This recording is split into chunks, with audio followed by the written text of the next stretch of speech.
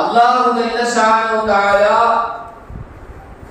நமக்கு பெருமானார் ஸல்லல்லாஹு அலைஹி வஸல்லம் அவர்களை ஒரு அன்பளிப்பாக தந்திருந்தார்.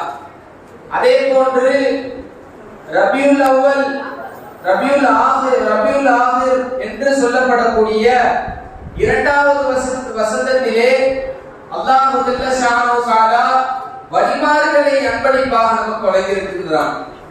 அல்ஹம்துலில்லாஹ். இப்பொழுது வழிமார்களை பற்றி இந்த நேரத்தில் பேசுவது பெரிதல் நண்பர்களே.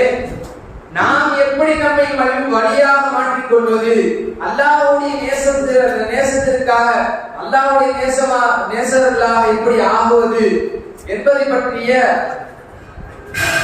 விஷயங்களை பார்ப்பதற்கு நாம் கடமைப்பட்டிருக்கிறோம்.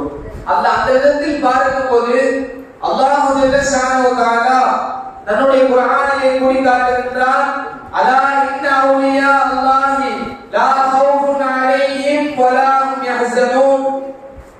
அறிந்து கொள்ளுங்கள், அல்லாஹ்வுடைய நேசர்கள் எப்படிப்பட்டவர்கள் என்றால் அவர்களுக்கு பயமோ கவலையோ இருக்காது என்பதாக அல்லாஹ் தஆலா தன்னுடைய குர்ஆனிலே கூறி காட்டுகிறான். அவர்களுக்கு என்ன கவலைகள் இருக்காது.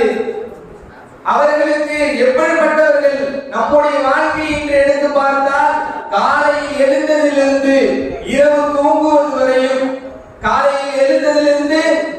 தூங்குவது வரையும், நம்முடைய கடை என்ன ஆகுது, நம்முடைய வேலை என்ன ஆகுகிறது, நம்முடைய மனித மக்களுக்கு நாம் எப்படி பார்த்துக் கொள்வோம், நமக்கு எப்படி ரிஸ்க் வரும் என்பதை எல்லாம் யோசித்துக் கொண்டிருக்கும் நிலைமையில் வழிமார்கள் எப்படிப்பட்டவர்கள் என்று தெரியுமா? அவர்கள் இந்த கவலைகளை விட்டு நீங்கி இருப்பார்கள் நண்பர்கள். அவர்களுக்கு மனைவி பிள்ளைகள் அவர்களுக்கு பெரிதாக தெரியாது, அவர்களுக்கு காசு பணங்கள் இல்லாத தெரியாது. ஏனென்று சொன்னால் அவர்கள் இல்லாத என்று அல்லாஹ் ஒருவனை மட்டும் ஆக்கி வைத்திருந்தார்கள். அவர்களுக்கு எப்படிப்பட்ட அந்தஸ்து அல்லாஹ் தந்தான்? லா ஹவுஃபுன் அலைஹிம் வலா ஹும் யஹ்ஸனூன் என்ற அந்தஸ்தை அல்லாஹ் தந்தான். அவர்களுக்கு பயம் கிடையாது, அவர்களுக்கு கவலை கிடையாது. நண்பர்களே, கவலை என்றால் என்ன? நமக்கு இப்போ ஒரு விஷயம் கிடைக்கிறது என்றால் அந்த விஷயத்தை விட இந்த விஷயம் கிடைத்தால் நமக்கு பெரிதாக இருந்திருக்குமே என்று நாம் நினைக்கிறோம் அல்லவா? அந்த நினைப்பு தான் கவலை என்பது.